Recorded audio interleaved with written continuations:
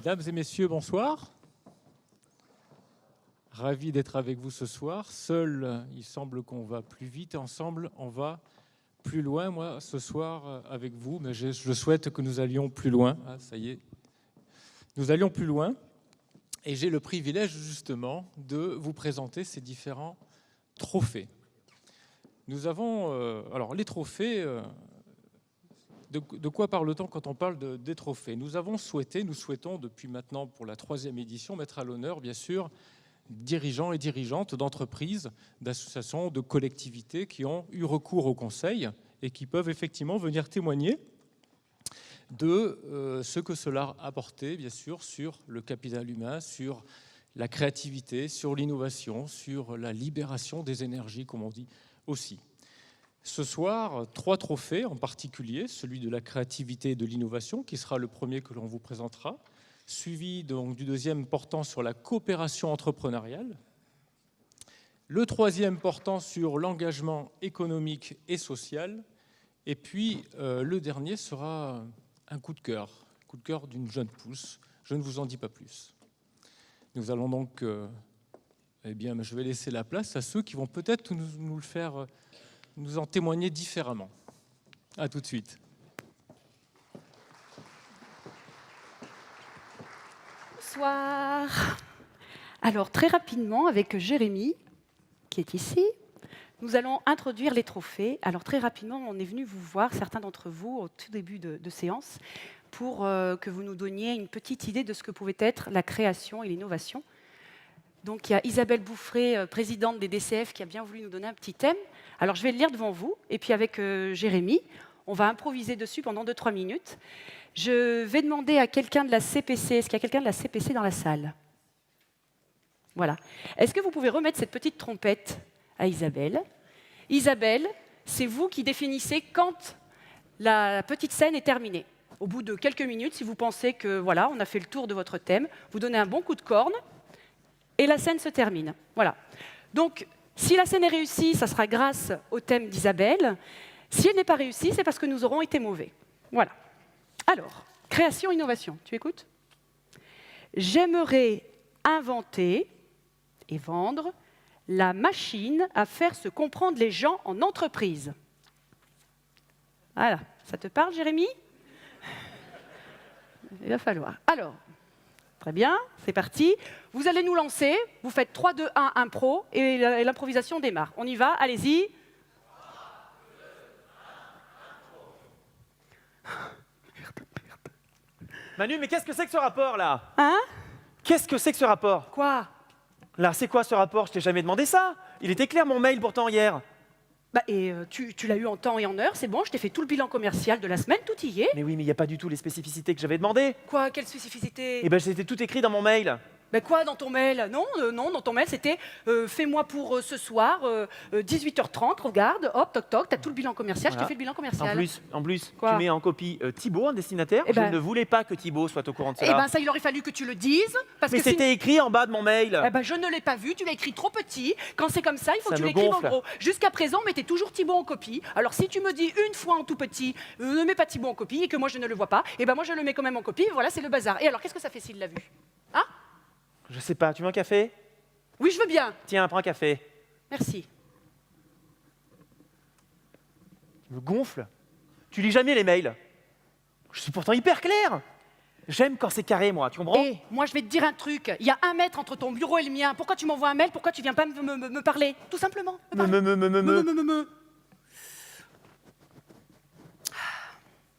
t'impressionne que tu bégayes ou quoi? Tu te calmes? Ben moi, toi, tu m'impressionnes, voilà. Tu m'impressionnes, c'est pour ça que je n'ose pas venir te déranger dans ton bureau. Quoi? Donc je préfère t'envoyer un mail, c'est tout. Mais attends, mais je suis pas une méchante. Mais oui, mais si, t'es tellement charismatique. Ah bon? Donc je n'ose pas venir te voir. Mais... Alors je t'envoie des mails. Mais enfin, Jérémy... Eh oui, ben voilà. Tiens, je vais en reprendre un, tiens. Je suis désolé, j'aurais pu être plus clair, c'est vrai. Bah, j'ai écrit en tout petit en plus en bas, là. Mais puis la prochaine fois, viens me voir. En plus, j'ai des petits trucs ergonomiques, là, tu sais, pour déstresser. Puis j'ai des petites plantes vertes aussi. Puis mon bureau, il est feng shui maintenant. Il est tout zen, il est tout bien. Il est blanc, il est Mais épuré. j'ose pas rentrer, tu comprends? Oh, mais... Oh, ça fait du bien, ça. Ça te fait pas des palpitations, toi? Non, pas du tout, ça me détend, tu vois, je suis bien là. Mais moi, quand je te vois, je palpite. Ah bon? Non mais... Faut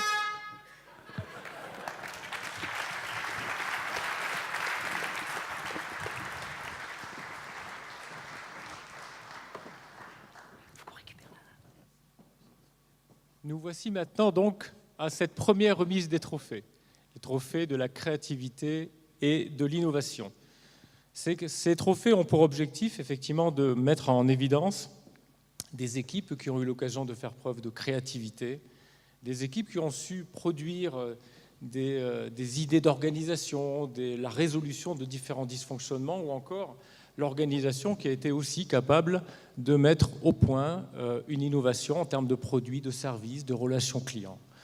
Et pour ce faire, donc, pour ce premier trophée, l'entreprise donc, qui est la première lauréate, eh bien, il s'agit d'un cabinet dentaire. Et oui, ça sort peut-être de l'ordinaire, mais nous avons donc un cabinet dentaire qui est représenté donc par Laurent, que j'invite à me rejoindre, qui est le dirigeant de ce cabinet.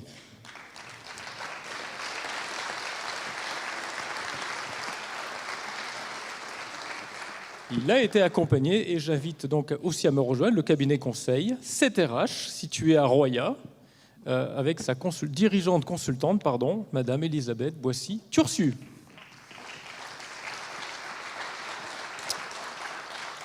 Et puis, bien sûr, parce qu'il faut quelqu'un pour remettre ce trophée, notre partenaire, le Crédit Agricole Centre-France, et nous maintenant, j'en suis sûr, Monsieur François Guédon préfère en effet nous venir par l'escalier central. Je l'en remercie. Responsable du marché des professionnels pour le Crédit Agricole Centre-France. Vous disposez vous le savez, d'un temps qui est minuté. C'est important pour le bon déroulement de la soirée. Je vous laisse maintenant prendre la parole. Mais je vais juste te demander ton micro. Mais bien sûr, Elisabeth. Merci Thierry. Bien, on va faire cette interview comme on l'a prévu. Laurent, je vais commencer par vous demander de vous présenter tout simplement. Bien sûr. Bonsoir à tous. Donc, nous sommes un cabinet dentaire de 3 praticiens. Pour des raisons liées à notre déontologie professionnelle, je ne peux pas vous en dire davantage sur notre identité professionnelle au cours de cette cérémonie. Simplement, nous employons actuellement 6 salariés, dont 5 assistants dentaires, un personnel d'entretien. Nous avons fait aussi le pari que nous pouvions mener à bien notre mission de soigner d'abord pour que nos patients cultivent leur bien-être, leur image de soi, leur sourire, et tout en alliant la performance médicale à la performance économique. Et je dirais même que si la performance économique à un moment donné n'est pas au rendez-vous, il est compliqué de parvenir à la performance médicale. Ok. Et donc pour ma part, Elisabeth Boissy-Tursu, je suis fondatrice du cabinet 7RH. Comme le disait Thierry, c'est un cabinet de conseil. Nous intervenons auprès de TPE-PME sur des questions d'organisation, de stratégie et bien entendu de management, en individuel ou en collectif. Et nous avons mis en place une méthodologie qui est aussi notre leitmotiv, à laquelle nous tenons beaucoup. Cette méthodologie, ça s'appelle faire ensemble et faire jusqu'au bout. Alors Laurent, vous allez nous parler un petit peu de cette mission de conseil, mais en préambule, je crois qu'il est important de noter que vous êtes dans un contexte un petit peu particulier. Oui, tout à fait. En effet, notre métier évolue, se complexifie sous l'effet des contraintes réglementaires, économiques, sociétales, l'avancée des connaissances médicales et scientifiques, bien sûr, la technologie. Il est à mon sens de plus en plus périlleux aujourd'hui que le chirurgien dentiste soit, comme il était auparavant, l'homme orchestre qui pouvait être, il y a encore 10 ou 20 ans, assumant tout seul, parfois avec une assistante polyvalente.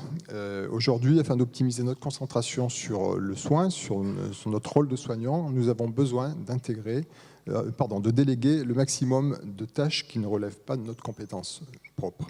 Et ces tâches, qu'il s'agisse de la gestion administrative, de l'aide de l'assistance opératoire, de l'hygiène, sont devenues également chronophages et de plus en plus complexes. Et donc, elles doivent être réparties, surtout dans un cabinet comme le nôtre. Nous sommes 3 praticiens. Donc, nous avons besoin de personnel compétent, qualifié, motivé, avec des profils parfois différents, selon les tâches que nous devons leur confier. Et alors même que nos études ne nous ont pas formés ni à recruter, ni à manager, ni à déléguer, ni à gérer toute la cohorte des mesures réglementaires qui peuvent survenir dès lors que nous embauchons notre premier salarié. Donc notre connaissance du droit est également très succincte et nous sommes ainsi susceptibles de nombreux faux pas ou maladresses, aux conséquences parfois regrettables.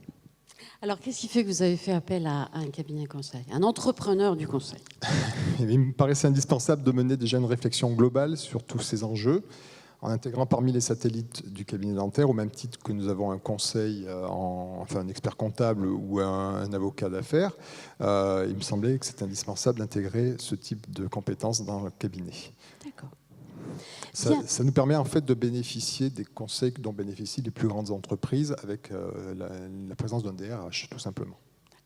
D'accord, très bien. Donc il va nous raconter maintenant, Laurent, comment s'est passé cet accompagnement, cette mission de conseil.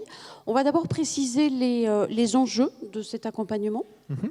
Alors après une première phase qui a consisté en fait en 2012-2013 au regroupement de mon exercice avec celui de mon épouse qui est également mon associé, et de nos deux équipes, donc en un seul lieu et en une seule équipe, il fallait offrir à nos patients plus d'accessibilité aux soins, un meilleur service. Donc aujourd'hui, nous sommes dans une deuxième phase qui vise à consolider l'existant et à réparer un petit peu les bobos du passé qui sont survenus au cours de ce regroupement.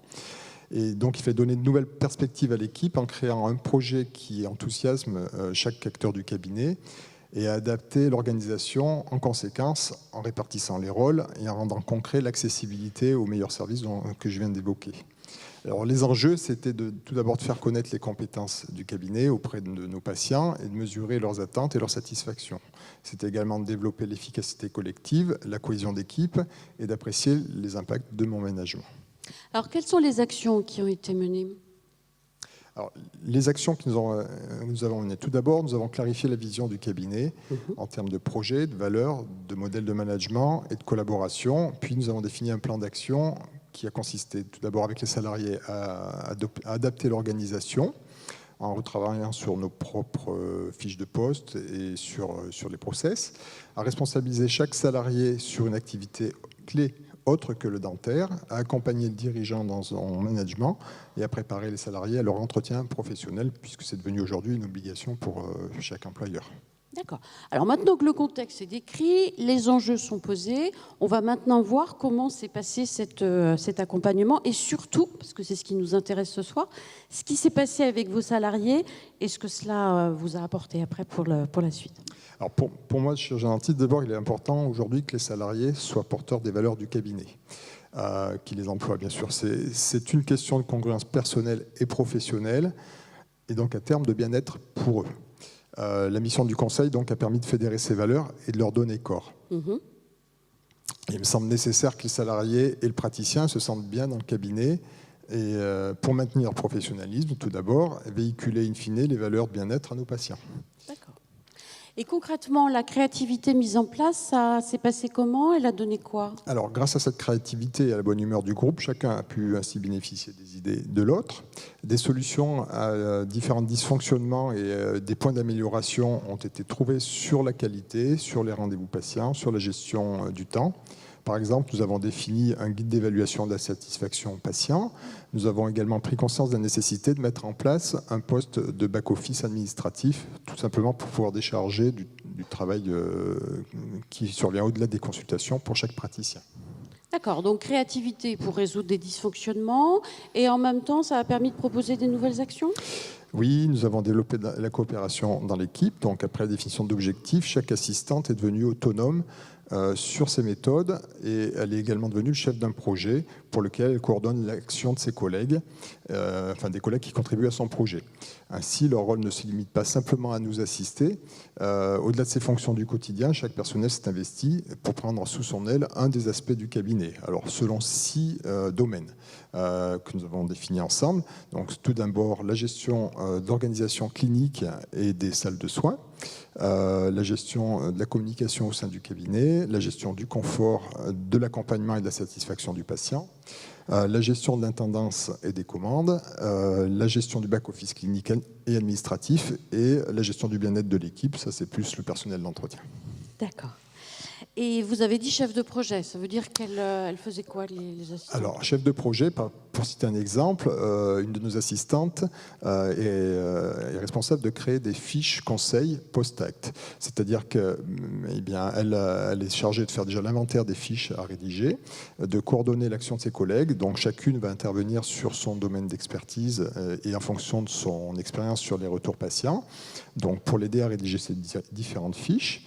Elle est également chargée de mener une réflexion sur les moyens de transmettre ces fiches conseils, soit sous forme de SMS, soit sous forme de fiches papier qu'on peut remettre au patient en fonction de ses habitudes. Suite à cette mise en œuvre, de réaliser simplement, enfin de mesurer l'impact de ce projet. D'accord. Et elles organisaient des réunions, je crois. Voilà, les assistantes, en fait, ont mis en place des réunions d'équipe interactives et thématiques.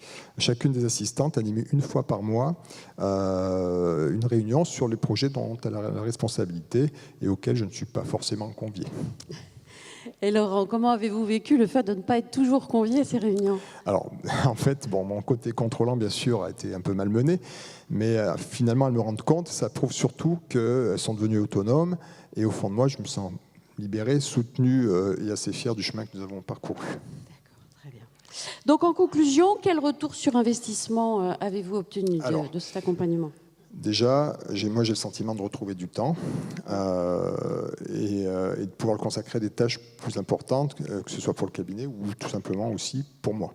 Nous savons mieux où l'on va et comment. Nous sommes plus précis sur les recrutements. Le personnel est plus enthousiaste, plus engagé, plus proactif. Nous sommes plus précis sur les engagements vis-à-vis des collaborateurs, praticiens. Les praticiens peuvent réellement se centrer sur leur cœur de métier, c'est-à-dire les soins ou les projets de développement du cabinet. Et mon rôle de manager également a évolué, puisque à présent je suis devenu plus un soutien pour l'équipe que le donneur d'ordre que je pouvais être auparavant. D'accord. Et pour vos patients? Et pour mes patients, les patients simplement ils me disent que se faire suivre dans notre cabinet, c'est une expérience qui apporte le sourire. Parfait. Merci beaucoup Laurent pour ce témoignage.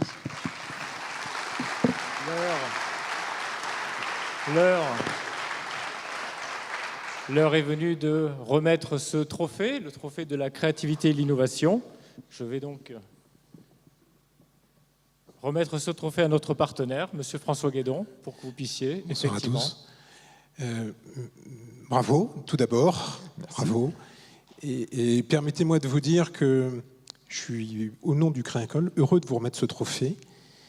Et qu'en vous écoutant tous les deux, je me disais qu'il y avait peut-être trois axes, trois leçons qu'on pouvait retenir de votre témoignage, dont on pouvait être nombreux dans la salle peut-être à s'inspirer.